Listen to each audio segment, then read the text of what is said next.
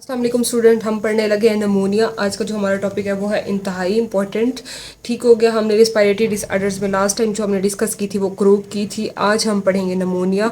बेटे नमूनिया में सबसे पहले वो जो डायग्नोसिस बनाने के लिए वो सिनेरियो जो देते हैं कि किस तरह का सिनेरियो आएगा, तो उसमें बेटे ये 3-4 बातें जो है अपने माइंड में रखनी है कि अब ज़रूर जिक्र करेगा। सबसे पहली जो बात वो कहेगा कि हाई ग्रेड फीवर है। ठीक है, सिनेरियो में कहेगा कि हाई ग्रेड फीवर के साथ पेशेंट आया है, बच्चा है कोई, और उसमें जो है एयर वे जो है वो बहुत ज़्यादा रिड्यूस्ड हुआ हुआ है, और टेकिपनिया की हिस्ट्री और एक्सरे जब हमने उसको करवाया तो कंसोलिडेशंस नज़र आई, और उसके अलावा WBCs जो हैं वो भी बहुत ज़्यादा इंक्रीज़ हुए हुए थे।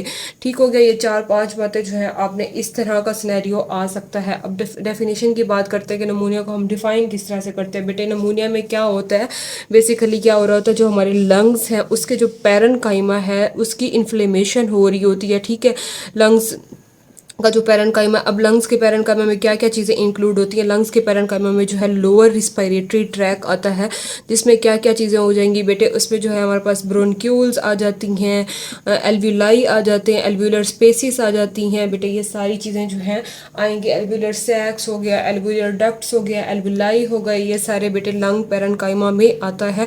और इसमें क्या हो रहा होता है कि यही लंग पैरेन्काइमा जो है इसकी इन्फ्लेमेशन हो जाती है, जिसकी वजह से बच्चे में क्या होता है, हाई ग्रेड फीवर होता है, और उसमें जो है कंसोलिडेशंस नज़र आती हैं जब हम एक्सरे करवा रहे होते हैं। इसके अलावा जो है 10 to 20% केसेस में हमें अगर नमूनिया सिवियर हो जाए तो हमें क्या करवाना पड़ता है, हॉस्पिटल एडमिशन्स करवाने पड़ते हैं।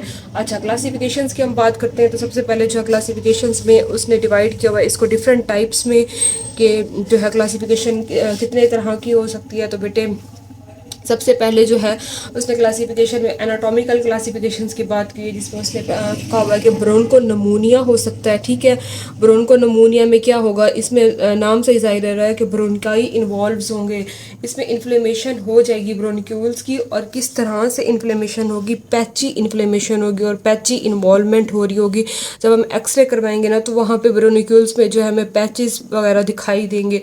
उसके बाद दूसरे टाइप जो उसने एनाटॉमिकल में कही हुई है कि लोबार नमूनिया हो सकता है। अब नेम से जाहिर हो रहा है कि लोबार नमूनिया क्यों, इसमें क्या होगा कि कोई लंग्स का, जैसे लंग है उसके डिफरेंट लोब्स होते हैं। ठीक है, तो इसमें पूरा एक लोब इन्वॉल्व होगा और उसी लोब के अंदर जो है वो हमें इन्फ्लेमेशन दिखाई देगी, तो इस वजह से इसको हम कहते हैं लोबार नमूनिया, जिसमें एक या उससे ज़्यादा लोब इन्वॉल्व हो सकते हैं। उसके अलावा थर्ड पे उसने न्यूमोनाइटिस का जिक्र किया हुआ है। इसमें उसने ये बताया हुआ है कि इसमें क्या होता है, इसमें इन्फ्लेमेशन हो रही होती है, लोब्स की भी हो सकती है। ठीक है, और इसके अलावा जो है कंसोलिडेशंस भी हो सकती हैं और लंग्स भी इन्वॉल्व हो सकते हैं। उसके अलावा उसने बात की हुई है इंटरस्टिशियल नमूनिया की। ठीक है, इंटरस्टिशियल नमूनाइटिस में क्या होगा, इसमें कोई लंग्स का अगर इंटरस्टिशियल टिश्यू है तो उसकी इन्फ्लेमेशन हो रही है बेटे, इसको कहते हैं इंटरस्टिशियल निमोनाइटिस। तो इसमें भी जो है एल्विलर सैक्स डक्ट्स वगैरह इन्वॉल्व हो रही हैं। तो ये बेटे हमारी किस तरह की क्लासिफिकेशन होगी, एनाटॉमिकल क्लासिफिकेशन। देन हम फर्दर अगर इटियोलॉजिकल क्लासिफिकेशन की बात करें तो एटियोलॉजिकल क्लासिफिकेशन के हिसाब से जो है नमूनिया को डिफरेंट टाइप्स में, अब वायरल नमूनिया हो सकता है, ठीक है, बैक्टीरियल नमूनिया हो सकता है, उसके अलावा जो है एस्पायरेशन नमूनिया हो सकता है कि एस्पायरेशन की वजह से हो सकता है, प्रोटोजोअल नमूनिया हो सकता है, फंगल नमूनिया हो सकता है, डिफरेंट टाइप्स के नमूनिया हो सकते हैं, हाइपोस्टेटिक हो सकता है, एस्पायरेशन हो सकता है, बैक्टीरियल हो सकता है। अच्छा, ये क्लासिफिकेशन होगी। उसके बाद रिकरेंट नमूनिया का उसने बताया हुआ कि बेटा वो नमूनिया जो कि साल में दो या उससे ज़्यादा दफ़ा हो, और जब हम उसका एक्सरे करवाएं तो रेडियोग्राफ पे जो है इन रेडियोग्राफ जब हम करवाएं 2 या 3 दफ़ा, तो उस रेडियोग्राफ में जब लाइक अगर एक साल में हुआ और उसके बाद जो है दूसरे साल में हुआ, तो इस टाइम पीरियड के दरमियान में जो एक्सरे की रिपोर्ट आएगी वो क्लियर आएगी।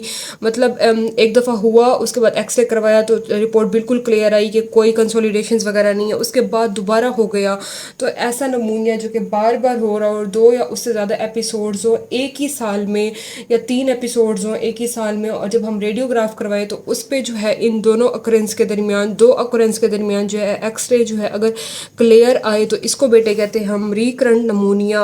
ठीक हो गया, आपको समझ आ गया होगा, आई होप सो। अच्छा, इसके बाद उसने बताई हुई है कि काजेज़ क्या क्या हो सकती हैं रिकरेंट नमूनिया की। तो बेटे डिफरेंट काजेज़ हो सकती हैं, हेरिडिटरी काजेज़ हो सकती हैं, hereditary disease like cystic fibrosis हो गई, तो इससे भी बेटे हो सकता है नमूनिया। उसके अलावा सिकल सेल डिजीज़ अगर है पेशेंट को तो सिकल सिकल सेल डिजीज़ में भी ये नमूनिया हो रहा है। तो सबसे पहले हमने क्या डिस्कस की, हेरिडिटरी काजेस, उसके बाद कोई इम्यूनोलॉजिकल डिसऑर्डर्स हो सकती हैं। अब आपके माइंड में होंगी कि कौन सी इम्यूनोलॉजिकल डिसऑर्डर्स हो सकते हैं, SCID like severe combined immunodeficiency disorder हो सकता है, लीकोसाइट अगर कम बन रहे हैं या उनके अंदर कोई डिफेक्ट आ रहा है तो लीकोसाइट्स का डिफेक्ट हो सकता है बेटे, कोई ग्रेनुलोमेटस डिजीज़ हो सकती है क्रोनिक। उसके अलावा अदर जो है, अगर सीलिया जो है वो सही से काम नहीं कर रहा है, सीलिया के डिसऑर्डर्स हैं तो उसमें बेटे हो सकता है लाइक इमोटाइल अगर सीलरी सिंड्रोम हो गया है या कार्टाजेनर सिंड्रोम हो गई है तो ये बेटे डिफरेंट उसने बताई हुई हैं, ये आपने एक दफ़ा रीड कर लेनी है। उसके अलावा अदर काजेज में कोई एम्फीसीमिया हो गया, कोई फॉरेन बॉडी हो गई या ब्रोंकिएक्टेसिस हो गया तो इससे भी जो है बेटे नमूनिया हो सकता है काज। उसने बताया हुआ है फर्दर बैक्टीरियल नमूनिया जो है मोस्ट कॉमन नमूनिया है, जो कि मोस्टली अक्रिंग नमूनिया है। ठीक है, इसमें क्या इन्वॉल्व हो रहे होते हैं, बैक्टीरियल ऑर्गेनिजम्स इन्वॉल्व हो रहे होते हैं। जो सबसे पहले उसने बताया हुआ है कि उसने क्लासिफिकेशन बताई है कि न्यू बॉर्न जो है उनमें कौन कौन से ऑर्गेनिजम्स इन्वॉल्व हो सकते हैं। तो बेटे ईकोलाई सबसे पहले आपने माइंड में रखना है कि जो बच्चों में जो नमूनिया हो रहा होता है वो ईकोलाई की वजह से हो रहा है, या हमने पढ़ा था कि सोर थ्रॉट जैसे हो सकता है। तो ग्रुप बी स्ट्रेप्टोकोकाई जो है वो इन्वॉल्व हो रहे होते हैं। ठीक हो गया, स्ट्रेप्टोकोकल बैक्टीरिया जो है वो, उसके अलावा क्लेप्सेला, सुडोमोनास, ये सारे जो है बेटे न्यू बॉर्न में इन्वॉल्व हो रहे होते हैं। उसके अलावा उसने चाइल्ड मतलब ओल्डर चिल्ड्रन में कौन कौन सी काजेस हो सकती हैं, तो ओल्डर चिल्ड्रन में कौन कौन से बैक्टीरिया इन्वॉल्व हो सकते हैं। तो इसमें भी बेटे न्यूमोकोकस है सबसे पहले आपने याद रखना है। उसके अलावा जो है स्टेप्टोकोकस, स्टेफाइलोकोकाई, एच इन्फ्लुएंजा, उसके अलावा माइकोबैक्टीरियम ट्यूबरकुलोसिस। तो ये बेटे ये चिल्ड्रन के हैं। उसके अलावा इन्फेंसी और चाइल्डहुड में भी फिर यही सारे आ जाते हैं, न्यूमोकोकस, स्टेप्टोकोकस, माइकोप्लाज्मा, इकोलाई, क्लेप्सेला। तो आपने ये माइंड में रखने हैं। जब बच्चों में जो है वो ज़्यादा इंपॉर्टेंट है तो आपने याद रखना है इकोलाई हो सकता है, स्ट्रेप्टोकोकाई, क्लेप्सेला, सोडोमोनास। उसके अलावा जो है बेटे सबसे जो मोस्ट कॉमन है वो स्टेफ ऑरियस, स्टेप्टोकोकस और सोडोमोनास हैं। ये बहुत ज़्यादा इफेक्ट कर रहे होते हैं बच्चों को और जो है ओल्डर चिल्ड्रन में भी और वैसे भी। उसके अलावा जो है बेटे पैथोजेनेसिस देख लेते हैं कि क्यों नमूनिया होता है, आखिर क्या चीज़ें हैं बॉडी में, क्या होता है ऐसा कि जिसकी वजह से नमूनिया हो जाता है। तो बेटे हमारा जो है रिस्पायरेटरी ट्रैक, हमने कहा नीचे वाला रिस्पायरेटरी ट्रैक इन्वॉल्व हो रहा है। तो इसमें क्या हो सकता है, कोई मैकेनिज्म्स जो प्रोटेक्टिव मैकेनिज्म जो कि म्यूकस को प्रोटेक्ट करने वाले मैकेनिज्म्स अल्लाह ताला ने जो रखे हुए हैं बॉडी में, जो कि म्यूकस कवरिंग कर रहे होते हैं म्यूकोजल एपिथेलियम को, उसमें कोई मसला आ सकता है। ठीक है, कोई म्यूकस एपिथेलियम जो है वहाँ की जो म्यूकस एपिथेलियम है उसको जो म्यूकस कवर कर रहा होता है उसमें कोई मसला आ सकता है, या कोई सीलरी जो अल्लाह ताला ने सीलरी ट्रांसपोर्ट सिस्टम रखा हुआ है उसमें कोई डिफेक्ट आ सकता है जिसकी वजह से हो सकता है, या उसके अलावा जो है कफ रिफ्लेक्स की वजह से भी हो सकता है। आईजीए एंटीबॉडीज़ जो हैं वो अगर सेक्रेटरी आईजीए एंटीबॉडीज़ हैं उनमें कोई मसला आ गया तो उसकी वजह से भी नमूनिया हो सकता है। कोई लंग पैरेन्काइमा जो है वो इन्फ्लेम्ड हो गया, बैक्टीरिया जो है नॉर्मली क्या होता है जब भी लंग पैरेन्काइमा होता है तो उसमें जो बैक्टीरियाज इन्वॉल्व होते हैं वो कोई इन्फ्लेमेशन होगी तो अल्लाह ताला ने जो है मैक्रोफेजेस रखे हुए हैं वो क्लियर कर देते हैं उन चीज़ों को जो वहाँ की लिम्फेटिक्स से जो है क्लियर हो रहे होते हैं। लेकिन इसमें क्या होता है कि वहाँ मैक्रोफेजेस काम करना छोड़ देते हैं और बैक्टीरिया जो है वो लिम्फेटिक्स के जरिए ड्रेन नहीं होते तो वो वाली जगह जो है वो इन्फ्लेम होना शुरू हो जाती है।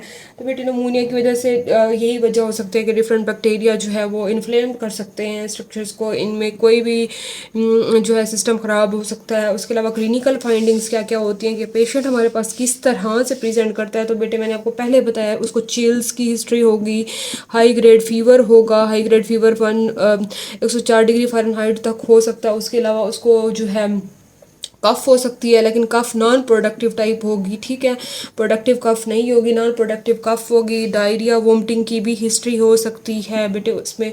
और उसके अलावा जो है अगर हम देखेंगे चेस्ट एक्सरे पे तो कंसोलिडेशन नज़र आएंगी, टेकिपनिया की हिस्ट्री हो सकती है। पेशेंट जो है वो रेस्टलेस होगा, ड्राउजी होगा और जो है डलनेस नज़र आएगी। उसके अलावा जो है लीवर जो है कुछ हद तक इनलार्ज हमें दिखाई दे सकता है और WBCs भी जो है वो बहुत ज़्यादा इंक्रीज़ हुए होंगे। डायग्नोसिस बनाने के लिए हमने क्या क्या चीज़ें देखनी है, डायग्नोसिस में हम WBC काउंट देखेंगे, ल्यूकोसाइटोसिस जिसको कहते हैं, उसमें क्या होगा, वो रेज हुए होंगे।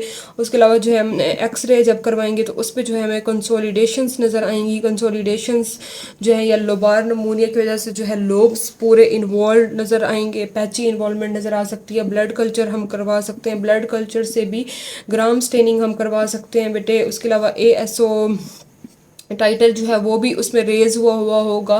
ट्यूबरकुलन स्किन टेस्ट भी करवा सकते हैं। ये बेटे सारी चीज़ें हमें डायग्नोसिस में हेल्प करती हैं। जब बट जो मोस्ट इंपॉर्टेंट है वो WBCs हम करवा सकते हैं और ASO टाइटल देख सकते हैं। और उसके अलावा एक्सरे जो है वो कंफर्म कर देता है कि आइदर दिस इज़ नमूनिया। ठीक है, अब कॉम्प्लिकेशंस की बात करते हैं कि क्या क्या कॉम्प्लिकेशंस जो हैं हो सकती हैं बेटे। ये कॉम्प्लिकेशंस